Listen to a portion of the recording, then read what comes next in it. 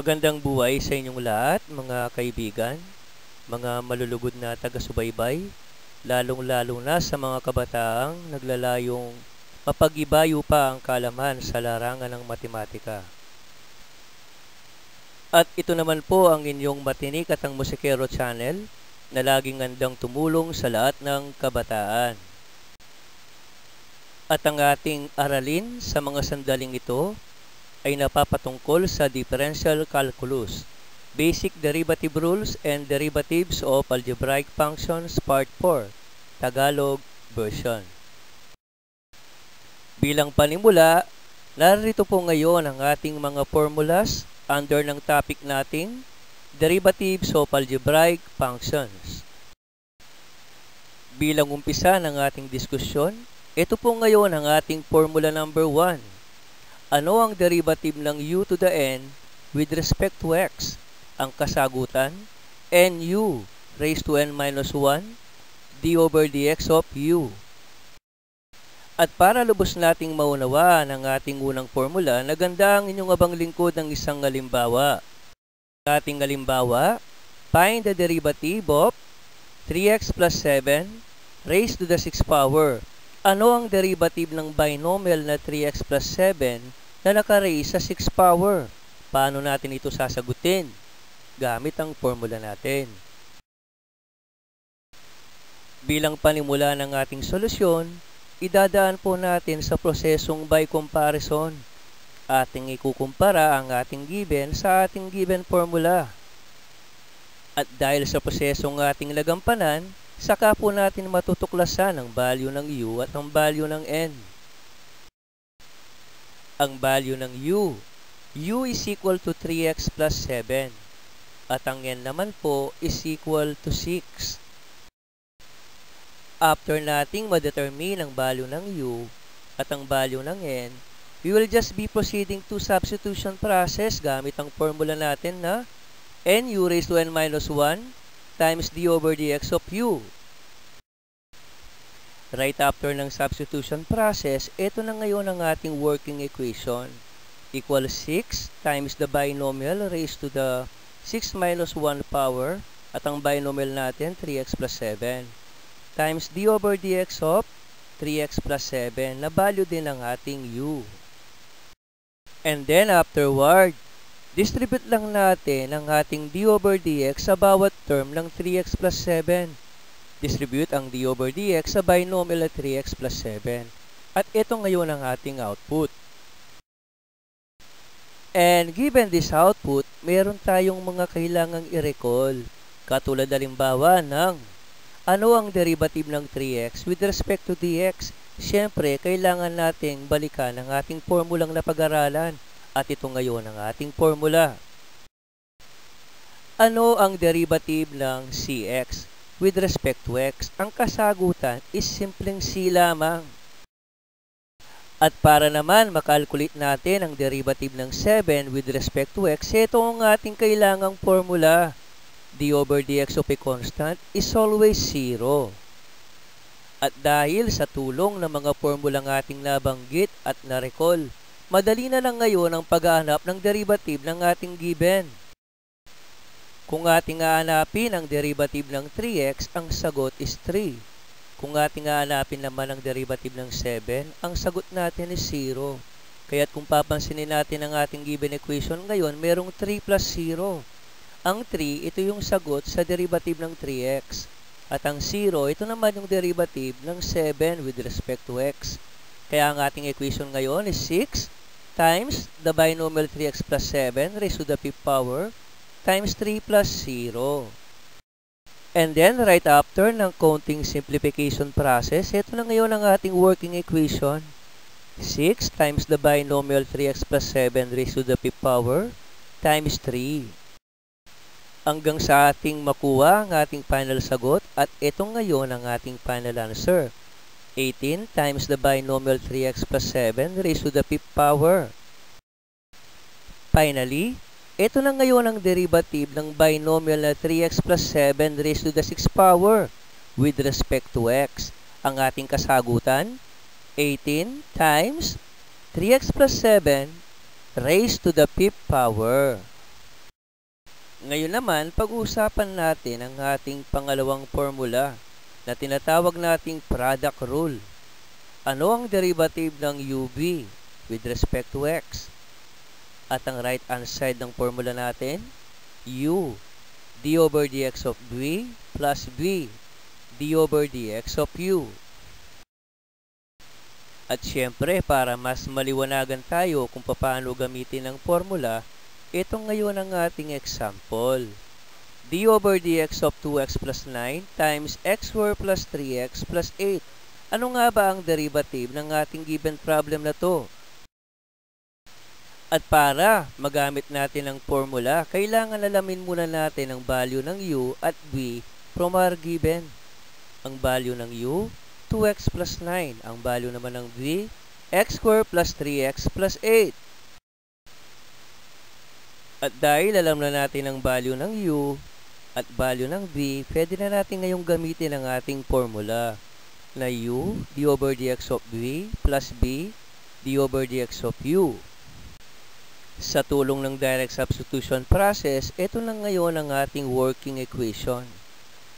The binomial 2x plus 9 times the d over dx of a trinomial x squared plus 3x plus 8 plus the trinomial x squared plus 3x plus 8 times d over dx of the binomial 2x plus 9.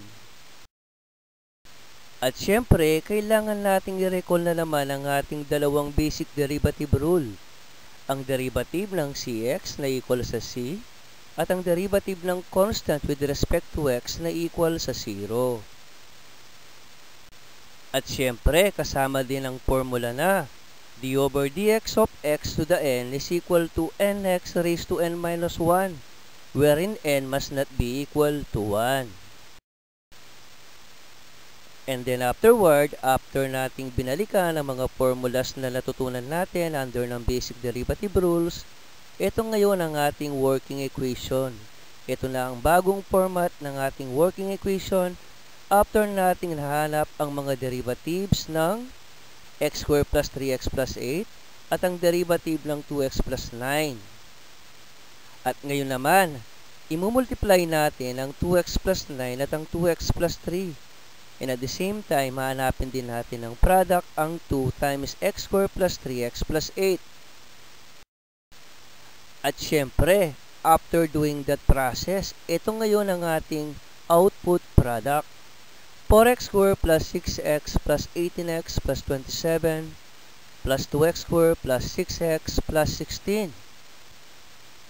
And then afterward, kailangan pa nating masimplify ang ating equation sa papaanong paraan. Lahat ng mga similar terms i-add natin. And right after na ma-add natin lahat ng mga similar terms, ito na ngayon ang ating derivative. 6x squared plus 30x plus 43. Finally, ito ngayon ang ating sagot sa ating derivative problem.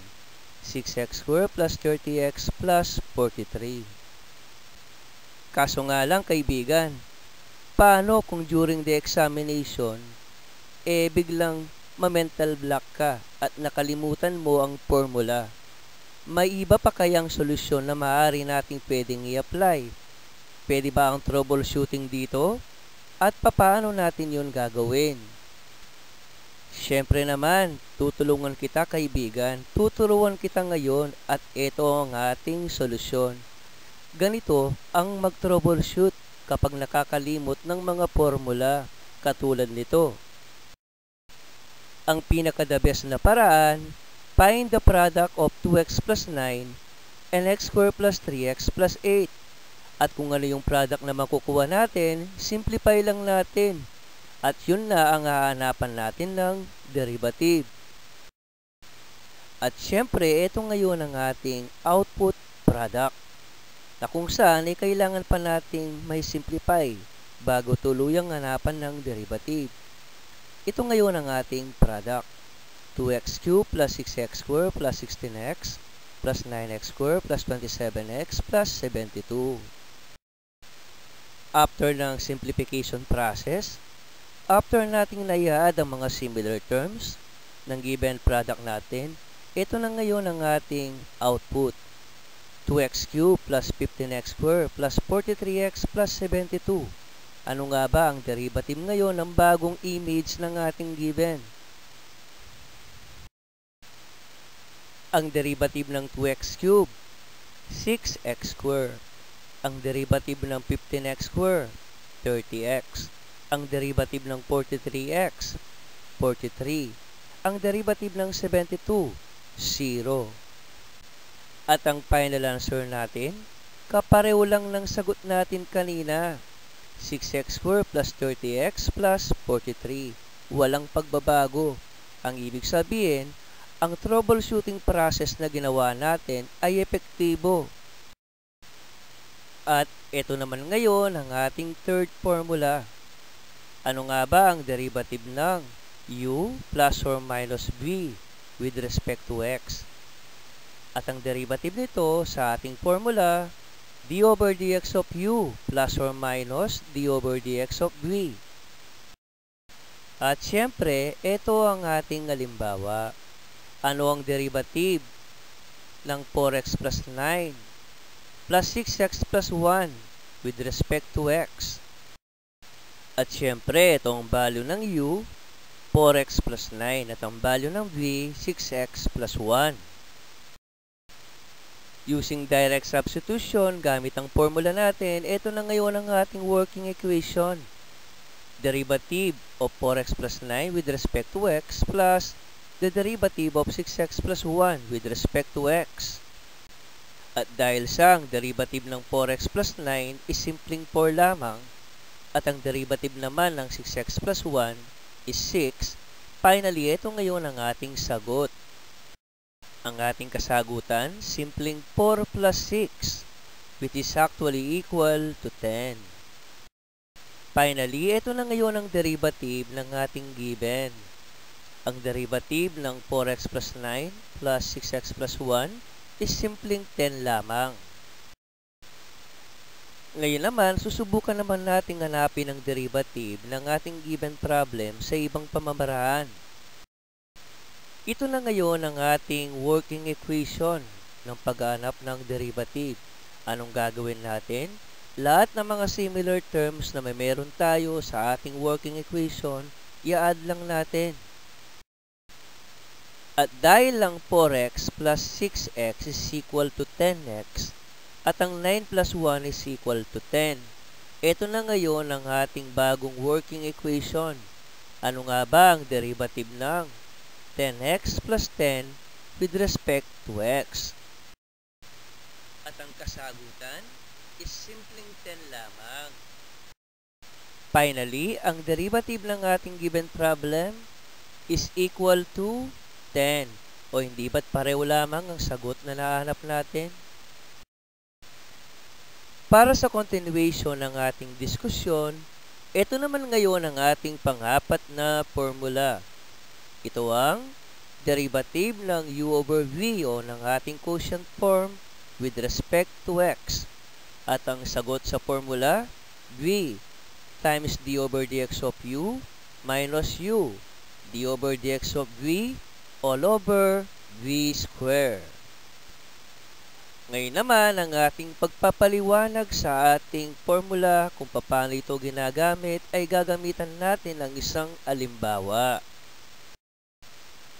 Ang ating example, ano ang derivative ng 15x plus 4 over 5x plus 9 with respect to x? At para mahanap natin ang ating hinahanap na derivative, alamin muna natin ang value ng u at ng v. Ang value ng u, 15x plus 4. At ang v naman is 5x plus 9. Ngayon naman, para sa isa pang proseso, gagamitin natin ang right-hand side portion ng ating formula. At dito tayo, magre-replace ng value ng u at ng v. And right after na makapag-substitute na tayo ng value ng u at ng v, ito na ngayon ang ating working equation. 5x plus 9 times the derivative of 15x plus 4 minus 15x plus 4 times the derivative of 5x plus 9 with respect to x all over 5x plus 9 square. Kung saan kailangan nating hanapin ang derivative ng 15x plus 4 at ng binomial na 5x plus 9. And then afterward, after nating may apply ang mga derivative process na kailangan natin, ito na ngayon ang sagot sa ating derivative. Pero kaibigan, kailangan pa natin itong isimplify. At ito na ngayon ang ating output after nating may multiply ang 15 sa 5x plus 9 na binomial at ang 5 sa binomial na 15x plus 4. Ang ating kasunod na output, the parenthesis of 75x plus 135 minus the binomial 75x plus 20 all over the square of binomial 5x plus 9. At dahil kailangan pa natin itong may simplify, ito na naman ngayon ang output natin. 75x plus 135 minus 75x minus 20 all over the square of binomial na 5x plus 9. Ngayon naman, ating i-add ang mga similar terms para tuluyan ng masimplify ang ating derivative. At ngayon, ito na ang simplified form ng ating kasagutan. 115 over the square of binomial 5x plus 9. Finally, ito na ngayon ang ating sagot. Ang derivative ng 15x plus 4 all over 5x plus 9 is equal to 115 over the square of binomial of 5x plus 9. O kaya maaari din nating isulat ng ganito dahil expand lang natin ang 5x plus 9. Ang sagot, 115 over 25x squared plus 90x plus 81. Hanggang sa muli mga kaibigan, mga kabataan, ito ang inyong Matinik at ang Musikero channel na laging nagsasabing mabuhay ang mga kabataang Pilipino. Maraming salamat po sa inyong pagtangkilik at laging panonood ng aming mga video.